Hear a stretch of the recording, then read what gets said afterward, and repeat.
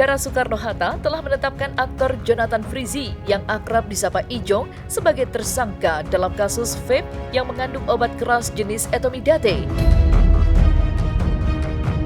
Meski demikian, pihak kepolisian memutuskan untuk tidak melakukan penahanan terhadap Ijong. Keputusan ini diambil dengan mempertimbangkan beberapa faktor, termasuk kondisi kesehatannya yang dilaporkan sedang tidak prima, serta sikapnya yang kooperatif selama proses penyelidikan berlangsung. Pada Kamis 8 Mei 2025, Ijong memenuhi kewajibannya untuk menjalani wajib lapor di Polresta Bandara Soekarno-Hatta. Didampingi oleh tim kuasa hukumnya, aktor ternama tersebut hadir dengan raut wajah tenang meski kasus ini telah menarik perhatian publik secara luas. Wajib lapor ini merupakan yang pertama kali bagi Ijong sebagai bagian dari prosedur hukum yang harus dijalaninya setelah ditetapkan sebagai tersangka.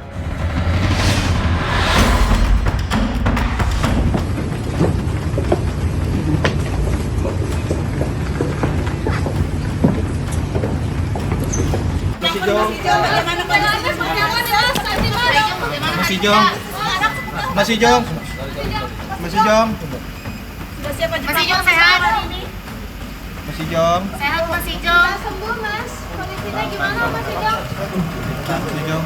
Mas Ijong udah diberi kepala seperti apa nih Mas Ijong? Masih Jong. Dikit Masih Jong.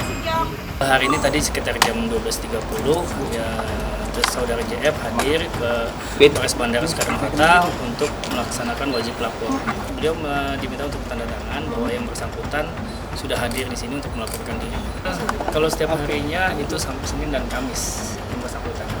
Wajib lapor di dalam masa penangguhan penahanan ini memberikan satu dampak ataupun kebebasan dari seorang yang mendapatkan penangguhan penahanan, di mana seorang yang dapat mendapatkan penangguhan penahanan itu, yang pertama dia tidak boleh pergi keluar kota, dan handphone juga biasanya tidak boleh mati atau harus bisa dihubungi. Yang ketiga adalah wajib lapor selama 2 kali dalam 1 minggu misalnya, atau seminggu sekali. Itu bagaimana pihak penyidik dalam hal ini memberikan satu aturan penangguhan penahanannya. Dan apabila dia ada jadwal keluar kota, nah itu juga harus persetujuan daripada penyidik, karena dikhawatirkan kalau sampai nanti dia tidak memberikan informasi, ternyata penyidik melihat ini ada satu pergerakan ataupun pergi keluar kota, ini menjadi satu dampak yang tidak bisa dipertanggungjawabkan ya.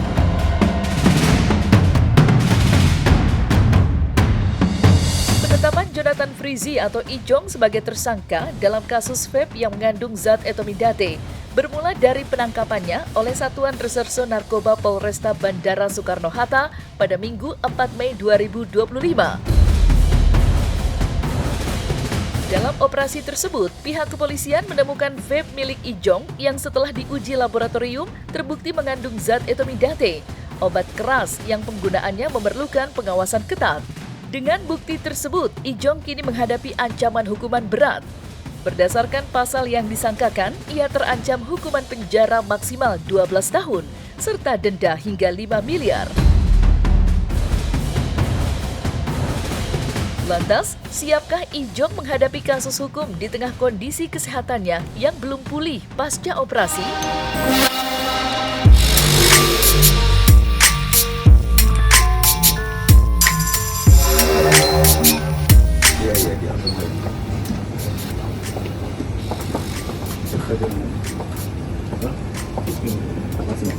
Sekarang dia masih sakit juga pas operasi, masih pemulihan. Gitu. Benar-benar kooperatif untuk datang langsung ya Bang? Iya, tentunya pasti. Klien Pak JF akan selalu kooperatif menjalani pemeriksaan. Hari ini tanggal 8 Mei kita tidak diperiksa, wajib lapor, Ya. tanda tangan tadi Ya. sama-sama lawyer. Pak JF juga Betul. kooperatif untuk datang wajib lapor. Untuk perkara nanti kita bahas di pengadilan. Kita semua itu pembelaan kita Sabar ya. siapkan di pengadilan.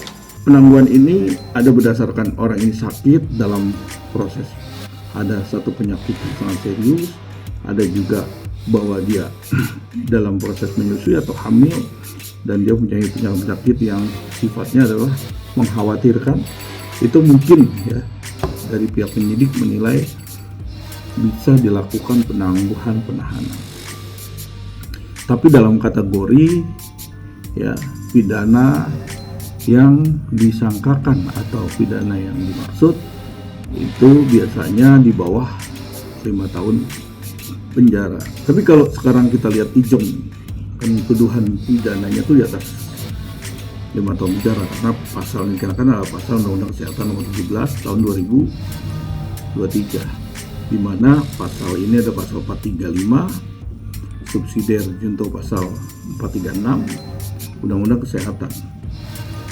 Melihat hal ini bahwa ancaman hukumannya sampai 12 tahun atau denda sebesar 5 miliar. Tapi dalam hal ini karena ini ada bukan hanya satu orang yang di dalam proses pengembangan perkara ini, maka kita melihat bahwa apakah ya JF ini ya atau Ijong ini dia terlibat atau menjadi aktor intelektual atau hanya pemakai atau ikut serta. Nah ini kan biar polisi yang mengembangkan.